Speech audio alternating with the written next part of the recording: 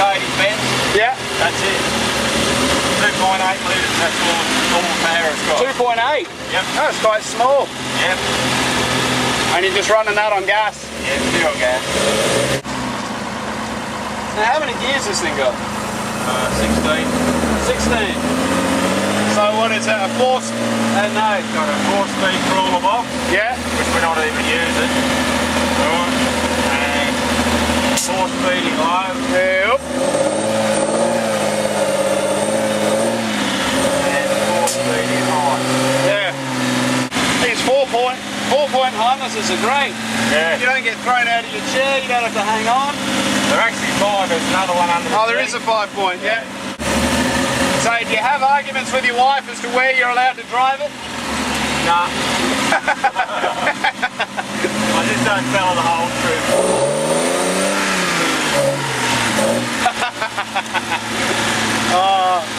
It's a pity it's not road legal. You'd get a couple of good looks driving through town.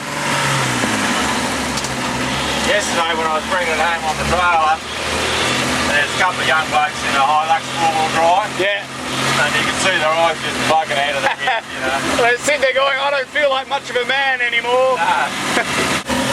So if you had to guess, how many man hours do you think you would have put into this? First year when we got it, it took us 16 weeks in spare time to build it.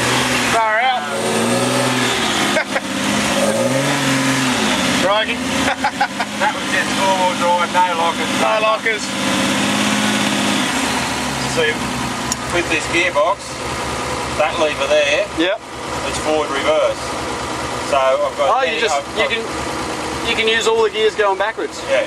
The big question is always, what kind of money's got into it?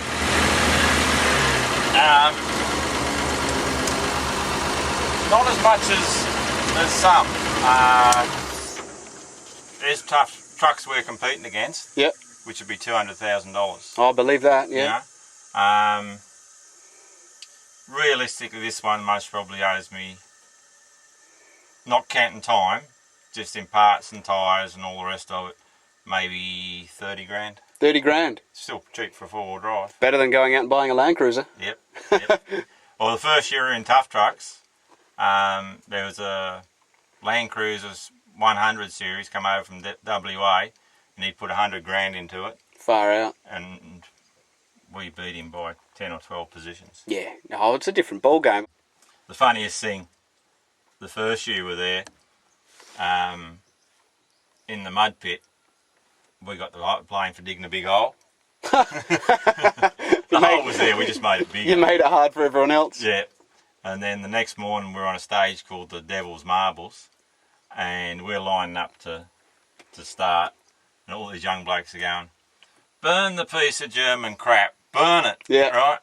And I mean, we just ate up the Devil's Marbles, and they went from booing to cheering in 10 seconds. Yeah. Now we got front and rear differential locks. Front lock, rear lock, that's the crawler box. Yep. So you engage that, is it pneumatically or? Yep. That engages the crawler gears. Yep. Right. Front winch, they're both winch accessories. Yep. That's the wrench we've got on the rear for pulling the back diff down. On the remote, yep. Yeah. Pulling the diff down. Yes. So you can bring it in closer to the chassis. Yeah, yeah. I don't know if I can hear it now. And what's the idea of being able to do that? Can you hear that coming down? I can feel it too. Yeah. The idea of that is if you're coming up a real steep incline, like you get downhill, it actually pulls the back of your truck down. Oh yeah. So it's got to lift the whole diff and everything up, so you're less likely to do that forward roll. Yeah, clever trick. Yeah. Clever trick.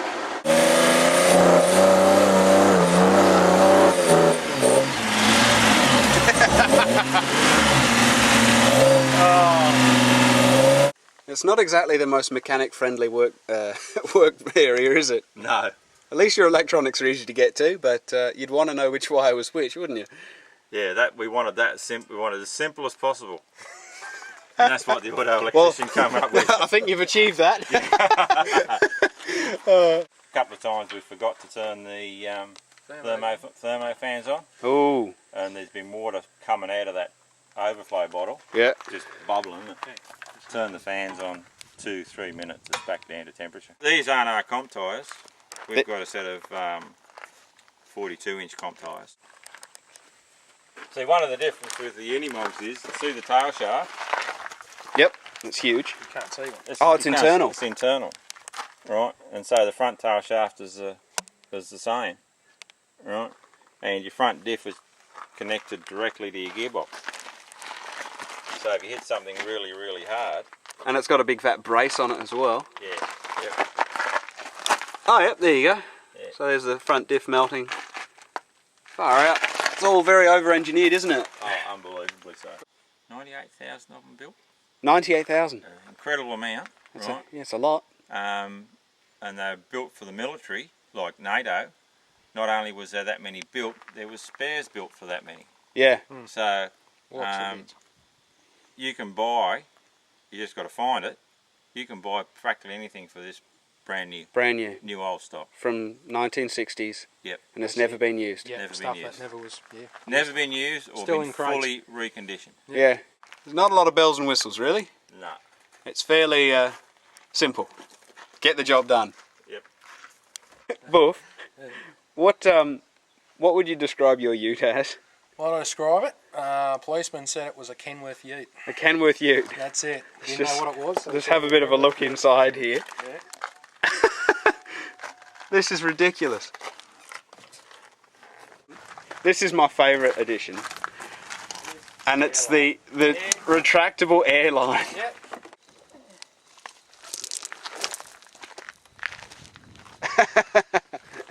See this? They're in line when they're on the ground. Far out. That's how much flex there is in the chassis.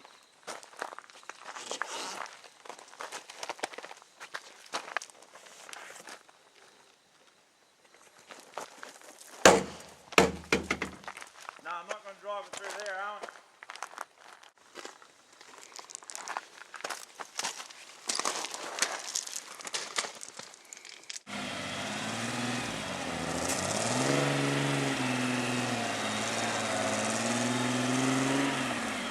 No. Just as proof that I'm actually doing this. With all 4 gear sticks. Ugh. There's Chris panicking.